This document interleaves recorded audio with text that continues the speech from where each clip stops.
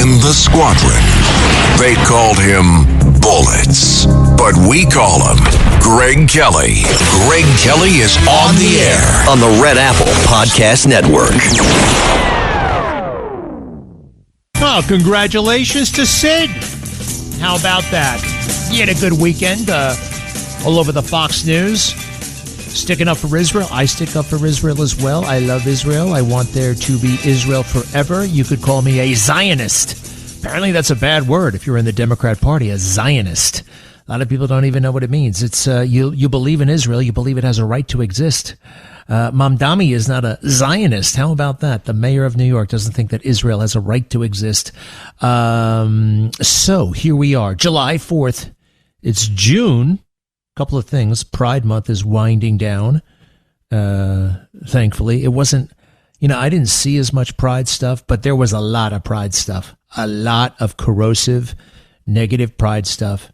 I remember Pride. You can't have too much pride. You shouldn't have too much pride. It's in the Bible. Pride is a bad thing. If you think that you're all that, right, about anything, well, that's pride, because everything comes from God. Everything good comes from God. And if you think you're so special, oh, me. No, God, I believe, according to the Bible, has, and I've been prideful. I've forgotten God. Whenever I start talking about the Bible, I gotta, because I feel compelled to, and it's true. I have made every mistake in the book, and I'm not, I'm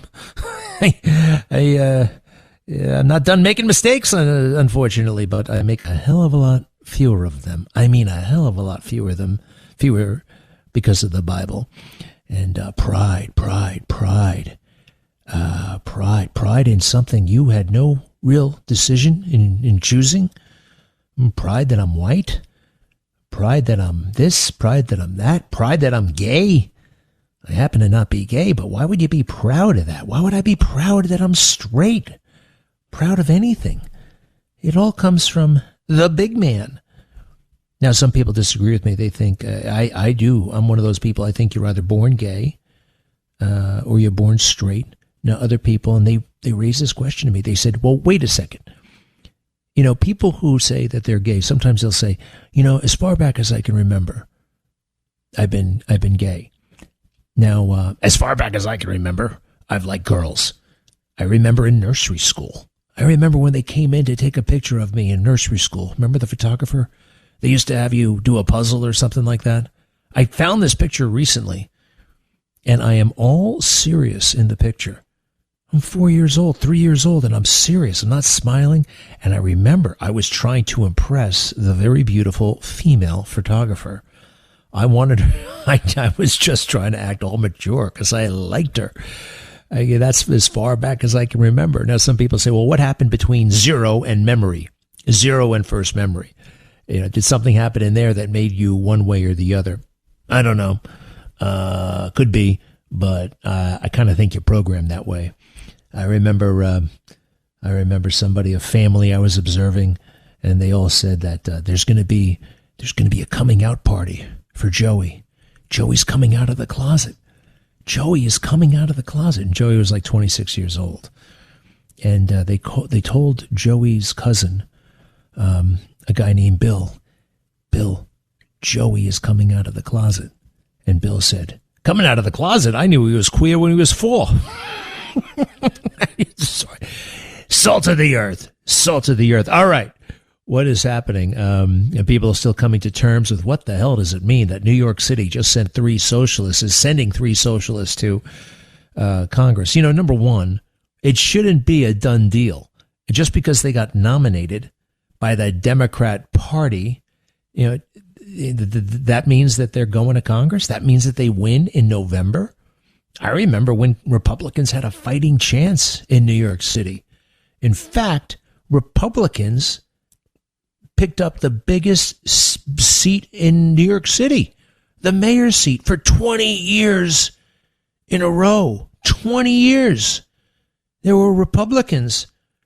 How about that one? And now it's just like it's an ancient memory. It wasn't that long ago. 2014. Granted, Bloomberg went a little bit, and Rudy. I love Rudy. I love them both.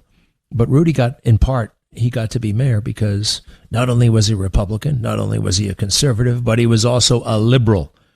He was on the Liberal Party line. People don't remember that, but he was. There was a party that existed. It was basically, this one guy. It was a boss, a guy named Ray Harding. He was the boss of the Liberal Party, and he got to determine who was on that party line, and it was very important. There you were, Rudy Giuliani. Some people didn't feel comfortable voting for him as a Republican, so they could vote for him as a liberal. Now we don't have that thing anymore, and we have no Republicans of any consequence lining up to stop these maniacs. Chevalier, Valdez, Brad Lander. You know, if there were a fighting chance, maybe I'd take a look at it. But there isn't right now, and I have too many obligations. But I think it's sad. It's terrible. It's broken. You know, where the hell is the Republican Party? And it's been getting worse. And sometimes they will come up with what they call a sacrificial lamb, right? Somebody who is going to run, is going to be on the ballot, but everybody knows, including the candidate, that they have no chance of winning. And they get to get in and out of cars for a couple of months. They get to occasionally go on TV. Even being a sacrificial lamb isn't what it used to be. It used to be the media would go through the motions of trying to make it a contest.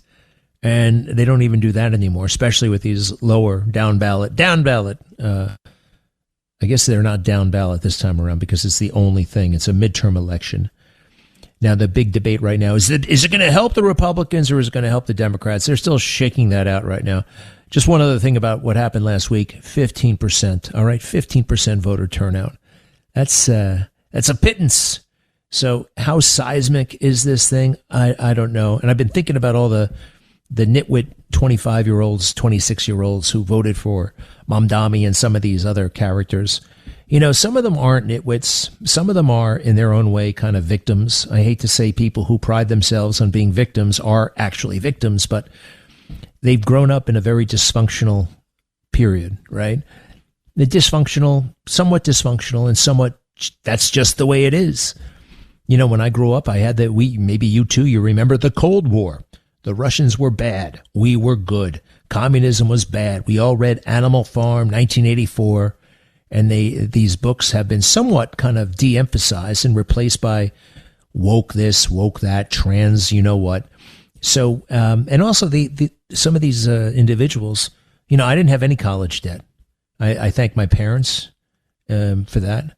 I didn't have to worry about college debt. I remember, you know, my parents had to worry about it, but it was also manageable. It wasn't crazy. You know, it wasn't walking around with $250,000 in debt. Can you imagine that when you're 22? How do you pay that back? And these jobs aren't paying what they used to. And a lot of them came of age. You know, the financial crisis changed a lot of things, 2008, 2009. And what was happening in the background? Two bad wars that didn't get better. Afghanistan was a righteous war. It started righteously, and then it turned into, who the hell knows what it turned into? Afghanistan. We're going to make it a democracy. You can't make that place a democracy. You can't make, and by the way, who cares if it's a democracy? But we stayed there for 20 years, and then we lost. And of course, there was Iraq, which made absolutely no sense. And one of the reasons why we lost Afghanistan is because we did not give it enough troops initially. We thought we could do it on the cheap because people like Rumsfeld and Cheney and George W. Bush, to be a tough guy, he thought, well, we're gonna hit Iran at the right moment. So we can't go all in with Afghanistan. We got to hold some stuff, you know, our people, our bombs back for that. I am going to get into the Supreme Court a little bit today. A mixed bag. I'm actually okay with it in the big picture. What happened here? President Trump can fire somebody in the executive branch. Okay, he can fire that woman Slaughter. I think she was at the Federal Trade Commission. The Federal Trade Commission is part of the executive branch, no doubt about it. It's under him, and he can fire anybody in the executive branch for whatever reason he wants. And the Supreme Court basically upheld that. He can't fire, however, anybody he wants to at the Federal Reserve, right? Can't do that. Because it's kind of quasi weird. All right. And it was really more established by Congress. It's like a congressional thing more than an executive thing. And some other reasons I'm going to look into it. I don't fully understand it. The E. Jean Carroll, that matter was not dismissed by the court. Now, before I found myself getting angry at the court, the Supreme Court, you damn it, you idiots. But I remember they even if they agree with President Trump on the merits, right? That E. Jean Carroll is a kook. She should have been laughed out of court by that Judge Kaplan, although Judge Kaplan hates President Trump, hates him, and was doing as he saw it, his duty to the Democrat Party to just stop this threat to democracy.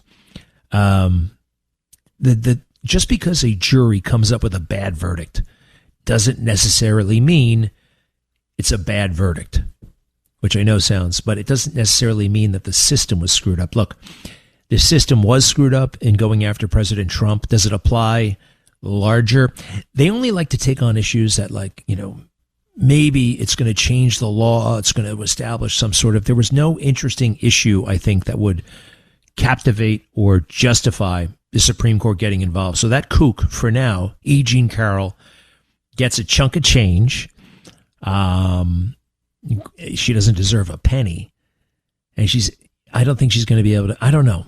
She made it all up. A useful moron.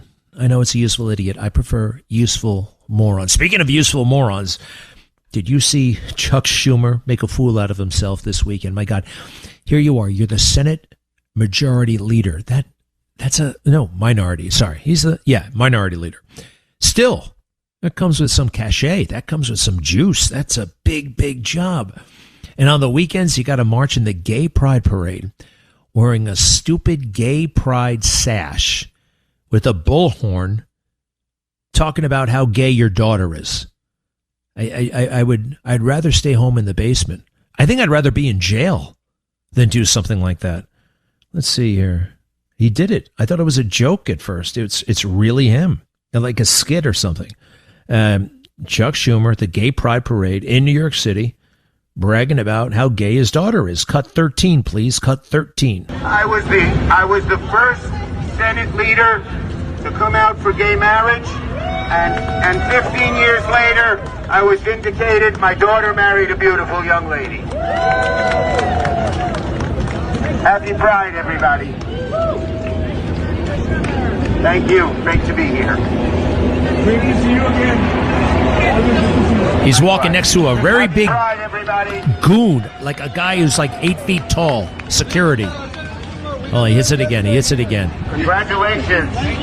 I think his daughter, by the way, pretended to be gay. 8 years.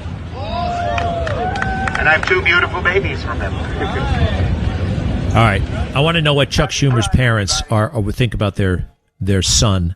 Oh, he did great things. He became a United States Senator. But he's walking down the street bragging about his daughter's lesbian marriage and the babies. I don't think that they... And it's okay. It's okay to be a little bit skittish about this. You know who used to be skittish about it? Barack Obama, Bill Clinton, mainstream Democrats everywhere. Now it's become, not only lesbians, but transgender canines. I mean, what is the limit? What is the limit? I don't know. It's not good for our children, though. I think that's a pretty basic thing. Pretty basic. Hey, there are advantages to being gay. You know, you don't have to have kids. You don't have to join the military. Take advantage of those things. That was the whole beauty of it. Just ask noted lesbian Fran Lebowitz. All right, there's the music. Much more to come. Happy July 4th week.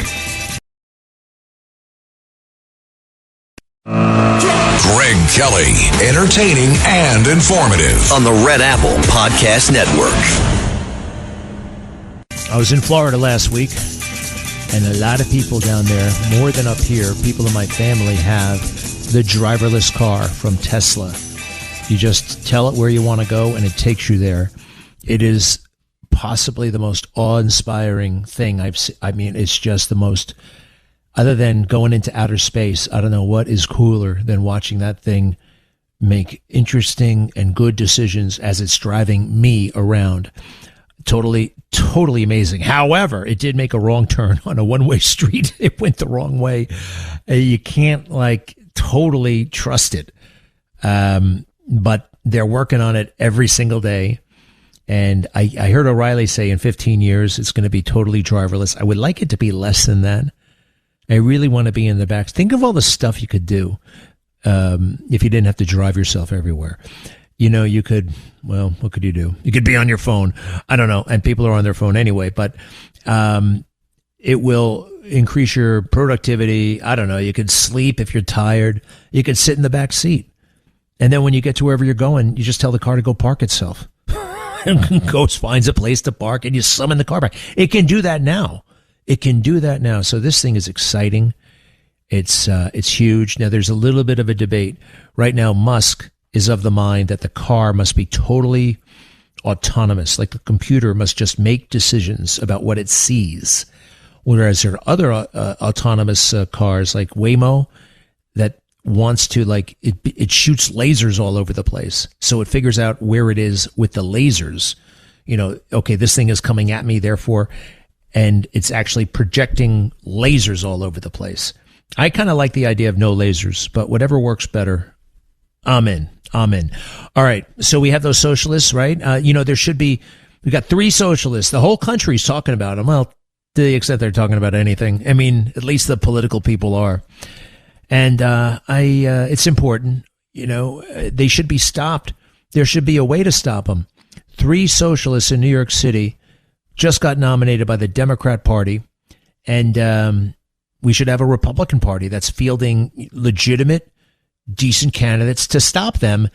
And that is not happening. And it's not happening in too many places. It's almost like they have given up. They are in total retreat. I met a very sharp guy a few years ago named Steve Gillen. He is the director of political affairs at Project Civica. And they have been monitoring and issuing reports on all the elections shenanigans. And he has got a great big think piece on what the hell is wrong with the Republican Party and giving up all these races. Hello, Steve. How are you? Hey, good afternoon. Thanks for having me on, Greg. You bet. All right. So you've been looking at this for a long time. Where is the Republican Party? We used to win a lot, 20 years, Giuliani and Bloomberg. Why don't we have more of that in these smaller but still very important races? Yes, if you look at the whole New York overall, okay, and we are not getting out. We do not get people out to vote. We do not get candidates even to run for office. And there's a structure that's in place to build the whole thing. And it's exactly what the DSA did this round. They have people, they got them active. They communicate with them completely. Every week they do Zoom calls, and they get these people motivated to come out. So when we look at what happened, not just with the congressional races, but look what's happening with the state assembly and Senate races. They were able to get enough people out, which wasn't a large number. I mean, you gave the number of 15%. There was a lot of districts that had less than 7% turnout in these primaries on June 23rd. But there's a structure in place, and it was designed when the political parties were designed. It was really early in the 1900s, where before that, it was just the party bosses made all the decisions. They went in there and they said, this one's running, that's it. And, you went and voted for them. But then they came out in the early 1900s and they created the primary system, plus the committeeman process, okay, where you would have county parties. Now, the DSA, they utilized that whole system in the past 2 years to accomplish what they accomplished by having people and communicating with people continuously, not just during election time, but the full year. And they get these people active and get them motivated. The Republican Party doesn't do that anymore. Okay, why don't they do that? What happened? And from what you just said, I mean, it doesn't really sound that hard. I mean, talking to them, Zoom calls, that kind of thing. Why Correct. Isn't the Republican Party doing that? I have to put it on the leadership, and especially in the 5 boroughs. I mean, some areas, Nassau, Suffolk, they keep their people active. They're committeemen. So in the committeemen, the whole design of the whole process for county committees was where you had local people who become committeemen. That's in their neighborhood. Those are the people that go out and talk to their neighbors and everything else and get them involved, keep them informed, and then push what their concerns are up the ladder to the leadership within the county parties. That does not exist anymore. We have thousands and thousands of committeemen seats around New York State that there's nobody running for those positions. And when they do run for those positions, the current leadership fight you. They don't want people in there. They don't want to utilize these committeemen. And that is why, again, the DSA does utilize them, and that's why they are successful. So let me ask you, I want to just jump, have you heard this? Because I have heard this, and I want to know, is Republicanism, at this level, like actually influenced and possibly bought off by China? Have you heard anything to that effect? I haven't heard that in China. I think that, in my own opinion, I think that there's deals made all the time that we're not going to run a candidate in your district and we'll run a candidate in this district and you'll get this. I mean, that's just speculation. But when you look at the evidence that's there, how do you run so people, understand? In 2022, we had 48 seats where we did not have a Republican candidate run for a state legislature. In 24, we had 53 seats. Now, in 26, we have almost 60 seats that we do not have somebody to challenge the Democrat. And I think what it comes down to is that if we're not even going to challenge, the election was in June 23rd.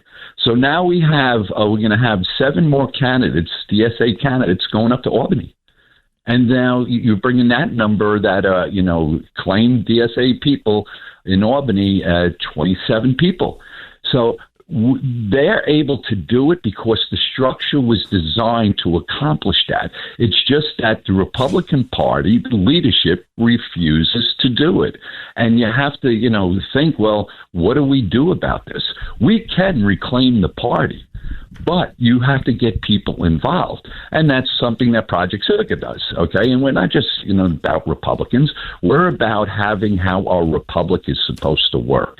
Our republic is supposed to work from the grassroots up, not from leadership down. Unfortunately, in the Republican Party, it's leadership down if, in fact, they actually get people to become committeemen, get out there knocking on doors. Look how successful the DSA was doing that. They would go into apartment buildings and they had people and they'd be knocking on the door, say, hey, if you vote for this candidate, we're going to freeze your rent, and all these other things. We're going to give you free rent. And, so people look at that and they come out and vote. But you have to look at where we're at right now. We have these DSA candidates that won in the congressional race and within the Democratic Party for the state also. Yeah. All right. And so, one of the problems is, and it's a little problem, it doesn't sound that glamorous. You know what I mean? People don't want to do, oh my gosh, knocking on doors, committeemen. I know people who see themselves in Congress, they see themselves as a senator, but this, stuffing envelopes and, walking around and, doing Zoom calls on a Tuesday night in February. Nobody wants to do that. But it's important. What? And that's why, again, my article that I wrote that you read, are we spectators or are we the guardian? I mean, the Republicans have to be the guardian. You have to fight for every single district. Now, to your point, it's not that hard to be committeeman. It's maybe an hour commitment a month to do it. However, when you are a committeeman, you have a say in who the leadership is, what candidates will be endorsed by your county party. It's not a big burden to do it. It's just that we sit back now and are spectators to it, and our leadership doesn't put the effort in to build that base. That's the only way. All right. If I run for committeeman and I'm elected, what's my salary? Zero. Oh, there's a problem. No, I get it. Well, Look, this is no. It's not a problem. It's a volunteer. You got to volunteer. You got to do this through passion. And all right, so you're calling for a leader. Who the hell is in control right now? I mean, who's in control of the New York State Republican Party? Well, Ed Cox is the chairman, but each county runs their own organization. So when you look, Staten Island does well. They always have candidates running. All right. But listen, I love Ed Cox. You know what? Ed Cox is reasonable. We can talk to him. He's, we got to get and the executive director and all that stuff. We can get to him and we can sit him down and we can talk about this stuff because I know he wants to win. One last point, Greg, on this is that if you look at these 60 candidates, okay, that we don't have running, just think if you had 60 campaigns out there knocking on the door for themselves for their own state legislature position, they would also be handing out to Blakeman. That's tens of thousands of doors that are not going to get knocked on. Now, to me, that's a leadership thing, is how can you let that happen and then assume that we're going to have a good shot come November for Blakeman? Steve, you're spot on here. Hey, when you say knock on the doors, are you speaking like metaphorically? Are you speaking like, emailing them and texting them, or do you really have to knock on the door? Because that can be a little, I don't know. I mean, nobody really knocks on the door unannounced anymore. They better not, at least at my house. I mean, like, what's that all about? All right, so you're correct with that. It's a combination of it. Okay, it's emails, it's text. But when you're a committeeman, you're working within your neighborhood. So if everybody's not aware, you have assembly districts, and then you have election districts within those assembly districts. The election district is where you go to vote. So these are your neighbors, your next door neighbors, people that you know. So when you talk to them as a committeeman, first of all, you ask them, hey, do you want to get involved? Do you care what's going on in New York? We have to stop this. We cannot allow this to take place if we want to save New York. And then they go into where you have a precinct director. So it's all broken down into different areas. So you're not just knocking on anybody's door, first of all, because you have walk lists. So you're knocking on doors in the case of a Republican for election. You're knocking on doors for a candidate, and not a candidate, for the individual that has voted in New York since 2020 to 2025. They're a Republican. So I know what we call these voters: high propensity voters. That's what they call them, high propensity and low propensity. That's how the pros talk about this stuff. Look, Steve, you are amazing. Thank you for your civic mindedness and for Project Civica. You can go to projectcivica.org, projectcivica.org. Steve Gillen, Gillan, Director of Political Affairs there. You can see his great article about all this stuff online. Hey, Steve, thanks for being with us. Hey, thanks for having me, Greg. I really appreciate it. Have a good day. Bet it. Bye-bye. You bet it. Keep it up. This guy's a real deal. And it's about time. It's about time. Where the hell is the Republican Party? Thanks, Steve. We'll be right back. Greg Kelly, entertaining and informative on the Red Apple Podcast Network. The Eyewitness News anchorman, he was terrific. He was married to E. Jean Carroll and saw firsthand how crazy she was. They got divorced, and she wrote in her book horrible, nasty, racist things about that man. Called him an ape, a gorilla, made fun of his black skin. Just a terrible book and person this is. E. Jean Carroll. She's a fruitcake, and anybody can see it. Anybody. She goes on Anderson Cooper and says, rape is beautiful and sexy, and I like it. I mean, this is insane stuff, and that we are here, and the president is going to have to pay her $5 million. Now, I hope they hold that in escrow or something like that she doesn't get the money, because it looks like there's another avenue for him to appeal this thing. So it's not over. And I think the reason why this thing has gone forward is because of the Supreme Court. Well, it's almost like it's beneath them. Not that the president is beneath them, but this kind of tawdry, give and take. There's no, I don't know. I have to get one of those Supreme Court clerks or somebody like that, but they only like precedent setting cases or something like that. Now, if the whole system if the whole system is corrupt, can you, I don't know. I don't know if it's grounds for appeal. I mean, if you have 18 ludicrous jurors who think they have a duty to protect democracy and stop this threat to democracy, President Trump, oh, by the way, the savior of democracy. You know, I don't know if you've heard my theory, but I am fairly convinced, and I took a good look at these guys, that the jurors on the Stormy Daniels, that they were CIA operatives, totally CIA operatives. They were just too perfect in their diversity. It's almost like they were wearing costumes. You know, okay, I'm going to look like a rugged person who lives in Inwood. I'm going to look like a financial guy. I'm going to look like a lawyer. It just didn't look genuine. I've been around for a long time. I got an eye, I think. And the way they came in, also something that I noticed, everybody rises when the jury comes in, right? Which I think we have to rethink what's so special about them, right? Anyway, they all come in. First of all, they all were sloppy in their own way. Sloppy. Yes, they were dressed in a certain, but there was something sloppy. And I had a bad feeling about this. Not one of them made eye contact with President Trump. They walked right by him, and they wouldn't look at him. I mean, they were out to get this guy. I've been in other courtrooms where, yeah, I mean, it's a curiosity, especially if it's the President of the United States. You're going to look at the guy, aren't you? All right. Should we see what the hell Sid did on Fox and Friends? People are talking about it. Now, this might be the one area. Look, I think Sid and I are pretty much on the same page. But I think this war, it's time to end it. I mean, we got everything we wanted. There is no nuclear capability that Iran has. Now, I heard that from J.D. Vance. J.D. Vance said, look, they've got nuclear dust, but we know where it is. We're going to get it out. And even if we can't get it out, we know where it is. They can't access it. It's under 1,000 feet of rubble, and they can't enrich it anymore. Because to enrich uranium, you need, and I remember this from my 8th grade, whatever the hell that was, science. It wasn't physics. It was just general science. You need a centrifuge.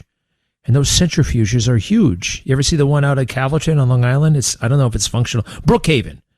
All right, so here's Sid with Griff on Fox and Friends. Cut 3.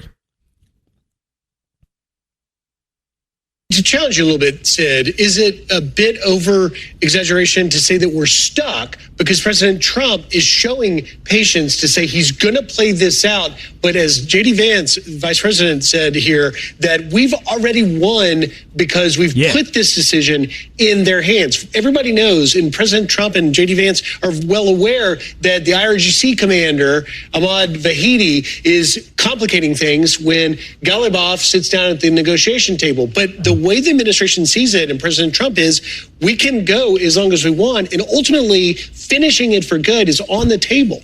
We can't go for as long as we want. Clearly, the gas prices are too high. Midterms are coming up. Look, let's have an honest discussion about this, too. I'm a sports guy, Griff. I worked on WFAN for many, many years. The game is not over in the 6th inning. We haven't won anything yet. I'm sorry, Mr. President, to break the news, but we haven't won anything yet. There has been no end to this. We're kind of in the same exact place we were a couple of months ago. They're still striking us. We're still striking them. Israel is still nervous. And quite frankly, American voters are still nervous. So how do you claim victory when the game is far from over? We're in the 6th inning. Not claiming victory, just saying we're not stuck because no option that we had going into this are off the table. The Iranians are the ones that at the end of the day are either going to take this or not. So we keep threatening them, and they don't care. So how are we not stuck? What are we doing that's provoking Iran to make them do what we want them to do? You tell me, Griff. Well, I don't know what he's talking about, to be honest. Taking little pot shots at us and vice versa. This war was never about beating them into oblivion and eliminating Iran. I just want their nuclear eliminated.